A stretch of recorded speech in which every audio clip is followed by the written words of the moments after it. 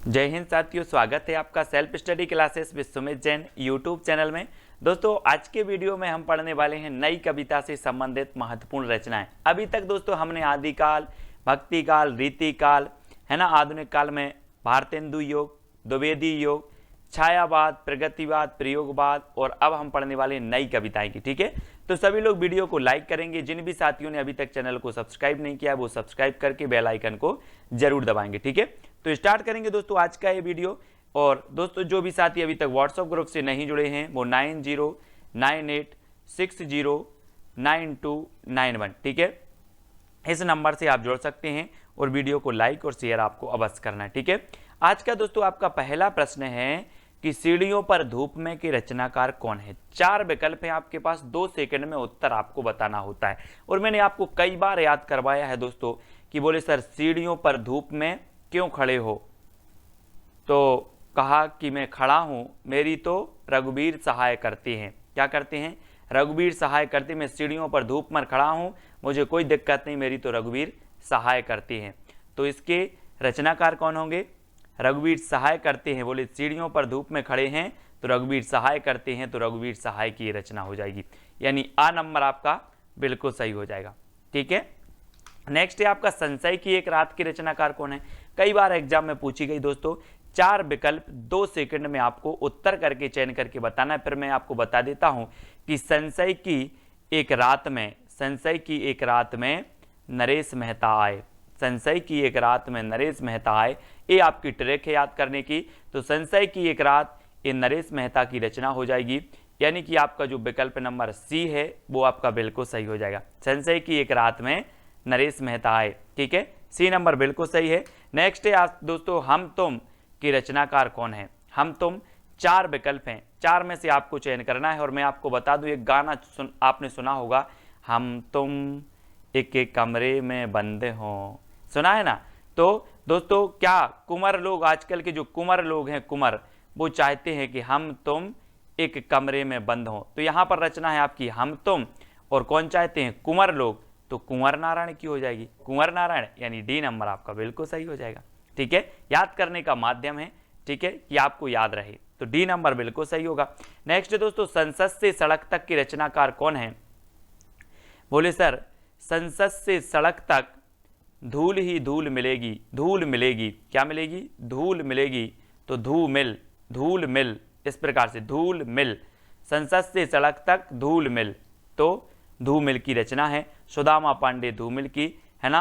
बोले सर संसद से सड़क तक धूल ही धूल मिलेगी, धूमिल, ठीक है, धूमिल साहब, यानी डी नंबर आपका बिल्कुल सही होगा, धूमिल साहब हो जाएंगे इसके। अगला है मृग और तृष्णा की रचनाकार कौन है। 4 विकल्प हैं दोस्तों। मृग की तृष्णा किसे हो गई थी?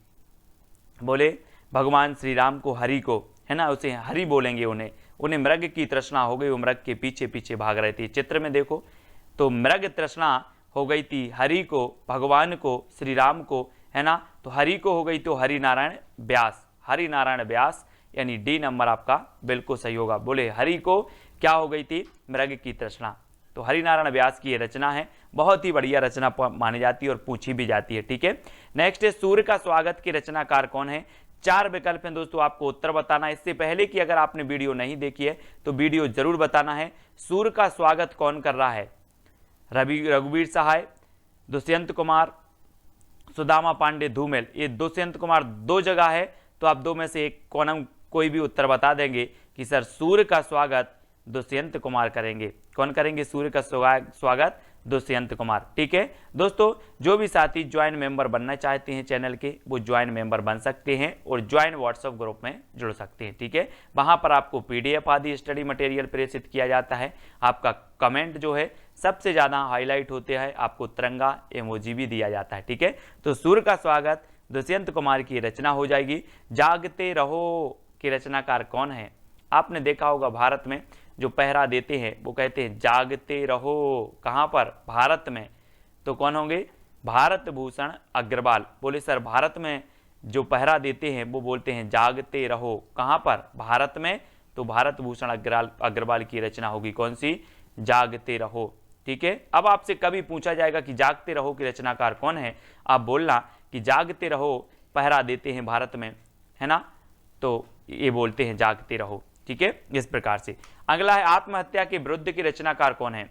आत्महत्या के विरुद्ध, तो दोस्तों आत्महत्या के विरुद्ध रघुवीर सहाय नहीं करेंगे, है ना, सहाय रघुवीर सहाय, बोले आत्महत्या के विरुद्ध रघुवीर सहाय करते हैं, आत्महत्या के पक्ष में नहीं करते, ठीक है। तो आत्महत्या के विरुद्ध रघुवीर सहाय की रचना है, यानी कि आपका जो ए नंबर है वो इसको याद रख लेना, ए नंबर, ठीक है। आत्महत्या के विरुद्ध रघुवीर सहाय, ठीक है, आत्महत्या के विरुद्ध रघुवीर सहाय, धूप में, है ना, सीढ़ियों पर धूप में रघुवीर सहाय, इनको याद करेंगे। ये पूछी जाती रचना। परिवेश के रचनाकार कौन है? दोस्तों आपने प्राचीन काल में पढ़ा होगा कि राजा महाराजाओं के पास कुंवर होते थे, बोले कुंवर हुए हैं, है ना, कुंवर हुए हैं, तो वो कुंवर को बहुत अच्छा परिवेश देते थे। क्या देते थे? परिवेश। किसको? कुंवर को। कुंवर को राजा महाराजा परिवेश देते थे, तो रचना परिवेश किसकी हो जाएगी? किसकी होगी? कुंवर नारायण की। किसकी? कुंवर नारायण की, यानी कि आपका जो विकल्प नंबर ए है वो बिल्कुल सही हो जाएगा। बोले कुंवर का परिवेश, कुंवर का परिवेश, ऐसे याद रखेंगे, ठीक है। अगला है दोस्तों मछली घर के रचनाकार कौन है? आपने पढ़ा होगा पहले कि बोले मछली जल की रानी है, जीवन उसका पानी है, बच्चे पढ़ते ना, अपन ने भी पढ़ा है बहुत। और मछली की रचना, मछली घर के जो रचनाकार हैं, और इसको याद करने की ट्रिक है, मछली घर में विजय देव पकड़े गए। कौन पकड़े गए? विजय देव पकड़े गए, तो मछली घर रचना हो जाएगी विजय देव नारायण शाही। मछली घर में विजय देव पकड़े गए, तो विजय देव नारायण शाही, यानी डी नंबर आपका बिल्कुल सही होगा, ठीक है, डी नंबर। अगला है दोस्तों आपको चांदनी और चुनर की रचनाकार कौन है? 2 सेकंड में आपको उत्तर बताना है, और इसका बिल्कुल सही आंसर हो जाएगा। कौन है चांदनी और चुनर? शकुंत माथुर।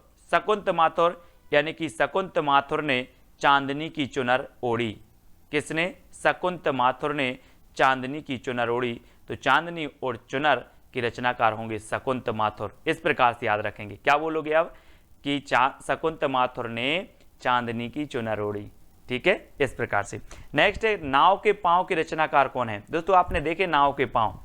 बोले सर नहीं देखे, तो ये किसने काट दिए? जगदीश ने। कोई जगदीश नाम का लड़का है, उसने नाव के पांव काट दिए।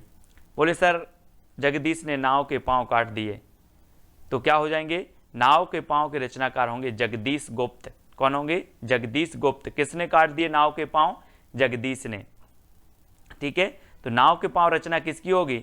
जगदीश गुप्त की हो जाएगी, यानी सा नंबर आपका बिल्कुल सही हो जाएगा, ठीक है। मुक्ति प्रसंग कंकावती के रचनाकार कौन है? बहुत ही बढ़िया प्रश्न है दोस्तों। और मुक्ति प्रसन्न और कंकावती ये 2 रचनाएं हैं, और ये 2 रचनाएं किसकी हैं?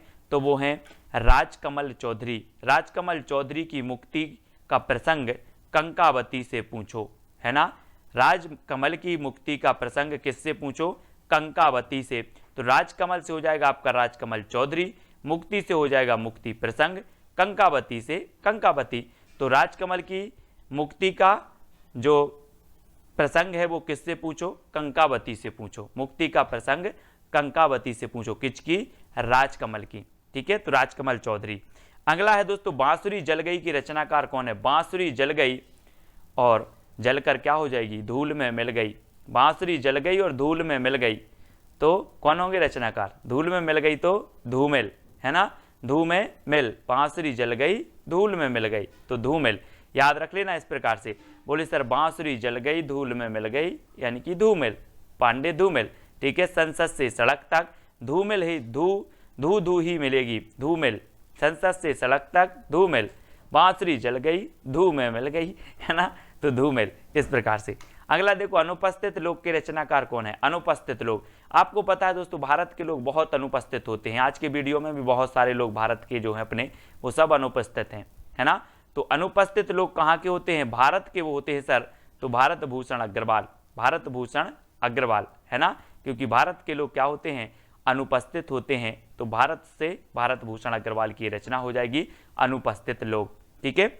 अगला है दोस्तों उठे बादल झुके बादल। उठे बादल और झुके बादल का हमें क्या नापना है? व्यास। उठे बादल और झुके बादल का व्यास नापना है, तो इसके रचनाकार कौन होंगे? हरि नारायण व्यास। अब मैं आपसे कहूंगा कि उठे बादल और झुके बादल का व्यास नाप कराओ, तो आप व्यास नाप कराओगे। बोले सर हरि नारायण व्यास, उठे बादल झुके बादल, ठीक है, इस प्रकार से। और उत्तर आपका हो जाएगा विकल्प नंबर सी, और सा नंबर आपका बिल्कुल सही होगा। ठीक है, अगला है कुआनो नदी की रचनाकार कौन है? कुंवर नारायण, दुष्यंत कुमार, सर्वेश्वर दयाल सक्सेना या फिर भारत भूषण अग्रवाल। कुआनो नदी, कुआं और नदी का क्या करके आओ? सर्वे करके आओ। मैंने कहा कि अपने क्षेत्र में, अपने राज्य में कितने कुआं हैं, कितनी नदी हैं, सर्वे करके आओ। तो कुआनो नदी किसकी हो जाएगी? सर्वे करके आओ तो सर्वेश्वर दयाल सक्सेना। काठ की घंटियां, है ना, कूठियों पर टंगे लोग, जंगल का दर्द और कुआनो नदी, ये पूछी जाती हमेशा, इनको याद रख लेना है। तो है ना, कौन कौन सा? जंगल का दर्द, काठ की घंटियां, ठीक है, और एक और है दोस्तों खूंटियों पर टंगे लोग। ये रचनाएं हमेशा आती हैं सर्वेश्वर दयाल सक्सेना की। बकरी भी इन्हीं की है दोस्तों, एक बकरी रचना है, बकरी। ठीक है, माया दर्पण के रचनाकार कौन है? कुंवर नारायण, दुष्यंत कुमार, श्रीकांत वर्मा या फिर भारत भूषण अग्रवाल। माया दर्पण, है ना, बोले सर माया के दर्पण में श्रीकांत वर्मा बन गए, है ना, माया के दर्पण में श्रीकांत वर्मा बन गए, याद रख लेना है आप। माया के दर्पण में श्रीकांत वर्मा बन गए, वर्मा बन गए, तो श्रीकांत वर्मा की रचना हो जाएगी कौन सी? माया दर्पण। माया के दर्पण में श्रीकांत वर्मा बन गए। ठीक है, इस प्रकार से। अगला है मिट्टी की बारात के रचनाकार कौन है? दोस्तों यहां पर जो विकल्प दिए हैं इन विकल्प के अनुसार बताना है, नहीं तो अमृतलाल लांगर की भी रचना मिट्टी की बारात, शिवमंगल से सुमन की रचना भी मिट्टी की बारात है। और मिट्टी की बारात किसकी है? त्रिलोचन, त्रिलोचन की है। और त्रिलोचन आपको पता है शंकर जी को त्रिनेत्र कहा जाता है, त्रिनेत्र, जिनके 3 लोचन हैं उन्हें त्रिनेत्र भी कहा जाता है। और शिव भी आता है, शिव, तो शिव से शिवमंगल से सुमन की है मिट्टी की बारात, और यहाँ पर त्रिलोचन आ रहा है तो त्रिलोचन की भी मिट्टी की बारात है। इसको याद रख लेंगे, यानी कि आपका सा नंबर बिल्कुल सही हो जाएगा। ठीक है, अब अगला दोस्तों, बोलने दो चीड़ को, बोलने दो चीड़ को, ये कौन बोलेगा? कौन बोलेगा? कोई भिखारी बोलेगा कि राजा बोलेगा? है ना, राजा कुर्सी पर बैठता है ऊंचे और बोलता है कि बोलने दो चीड़ को, बोलने दो चीड़ को। तो बोलने दो चीड़ को बोला है नरेश। कौन बोला है? नरेश बोल रहा है, तो नरेश मेहता, है ना, कोई नरेश है और वो बोल रहा है कुर्सी पर, ऊंची कुर्सी पर बैठा है, बोल रहा है बोलने दो चीड़ को, नरेश मेहता। बोलने दो चीड़ को, नरेश मेहता, और सा नंबर आपका बिल्कुल सही हो जाएगा। नेक्स्ट है एक पतंग अनंत में की रचनाकार कौन है? एक पतंग अनंत में। और दोस्तों आपको पता है कि जो वाजपेयी जी, अटल बिहारी वाजपेयी जी थे, वो भी एक कैसे थे? एक पतंग थे, है ना, पूरे भारत में उनका क्या था? वर्चस्व था, पूरे विश्व में था। ठीक है, और इन्होंने संयुक्त राष्ट्र में सबसे पहले क्या? हिंदी में भाषण भी दिया था। तो एक पतंग थे वाजपेयी जी, जो कहाँ चले गए? अनंत में चले गए, अनंत में। ठीक है, तो एक पतंग अनंत में कौन? वाजपेयी, यानी कि अशोक वाजपेयी, और सा नंबर आपका बिल्कुल सही होगा, अशोक वाजपेयी। ज्ञात से अज्ञात की ओर हम याद करते हैं, पढ़ते हैं। ठीक है, अब दोस्तों अगला जो आपको प्रश्न है जिसका उत्तर आपको बताना है, कागज के फूल किसकी रचना है? कुंवर नारायण की, दुष्यंत कुमार की, अशोक वाजपेयी या फिर भारत भूषण अग्रवाल की। ये 4 रचनाएं हैं, 4 विकल्प हैं, इनमें से आपको चयन करके बताना है कि ये रचना किसकी है। ये विकल्प दोस्तों आपको कमेंट में करना है। जितने भी साथी देख रहे हैं सभी को ये चैलेंज प्रश्न का उत्तर बताना बहुत अनिवार्य है। ठीक है, और दोस्तों आपको वीडियो को लाइक करना है और ज्वाइन मेंबर अवश्य बनना है। जो बन सकते हैं वो ज्वाइन मेंबर जरूर बने, वीडियो को लाइक करें और शेयर करें। और जो भी साथी अभी तक व्हाट्सएप ग्रुप से नहीं जुड़ पाए हैं वो 9098609291 इससे आपको जरूर जुड़ना है। ठीक है, और वीडियो को लाइक और शेयर अवश्य करना है। आज की वीडियो के लिए बस इतना ही। जय हिंद।